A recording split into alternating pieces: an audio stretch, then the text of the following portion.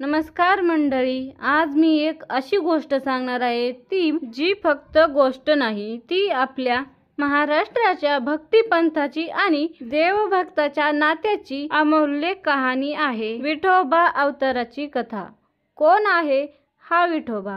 का उभा आहे विठेवर? कोणासाठी आणि किती काळापासून? ही कथा हजारो वर्षांपासून लोकांनी तोंडपाठ केली, पण तिच्या मूळ मुळाशी जाऊन आज बघायची. पुराणात विठोबाचा उल्लेख काय सापडतो तर विठोबाचा उल्लेख स्कंद पुराण, पद्मपुराण, भावार्थ रामायण आणि भागवत पुराणातही सापडतो.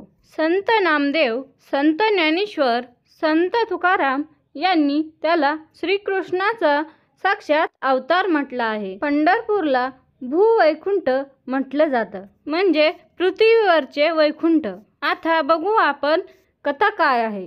प्राचीन काळी कुशावती नगरीत पुंडलिक नावाचा एक तरुण राहत होता.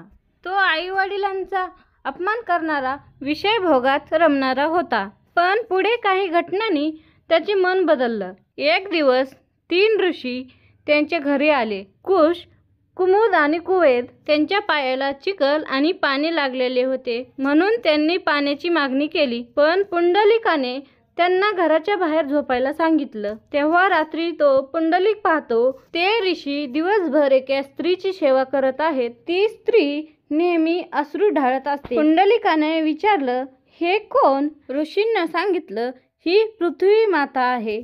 लोकांच्या पापाने दुःखी झाली आहे. हे ऐकून पुंडलिकाचा अहंकार गळून पडला. तो आपल्या आईवडिलांच्या जवळ गेला, क्षमा मागितली आणि त्यांची सेवा करू लागला. आता बघू आपण श्री विष्णू पंढरपुरात का आले. पुंडलिकाच्या या परिवर्तनाने सर्वत्र चर्चा झाली. श्री विष्णू स्वतः त्याच्या भक्तीची परीक्षा घ्यायला कुशावती नगरीत आले. त्यावेळी पुंडलिक आईवडिलांची सेवा करीत होता. त्याने श्री विष्णूला दरवाजात थांबायला सांगितलं आणि एक वीट पुढे टाकली. हे प्रभू, क्षमा करा, सध्या आईवडिलांची सेवा करत आहे, कृपया या विटेवर थांबा. श्री विष्णू समाधानी झाले.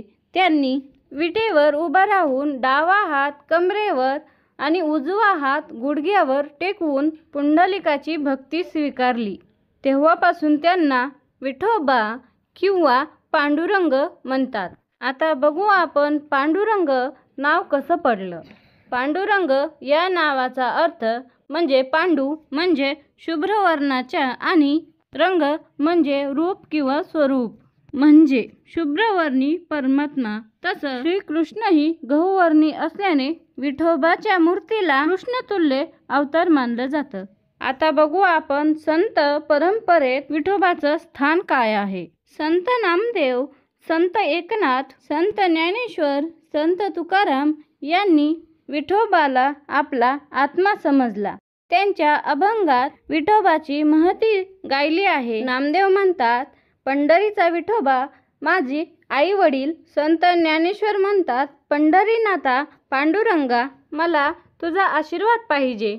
आता बघू आपण विठोबाचा अवतार वेगळा का आहे. हिंदू धर्मात विष्णूचे अनेक अवतार आहेत. राम, श्रीकृष्ण, वामन आणि नरसिंह. पण विठोबा मात्र एकमेव भक्ताच्या प्रेमाने विटेवर उभा राहिला आहे. कोणत्याही वेदशास्त्रात, पुराणात असे उदाहरण नाही जिथे देव भक्ताच्या घरी येऊन विटेवर उभा राहिला. यातून आपल्याला फार सुंदर शिकवण मिळते.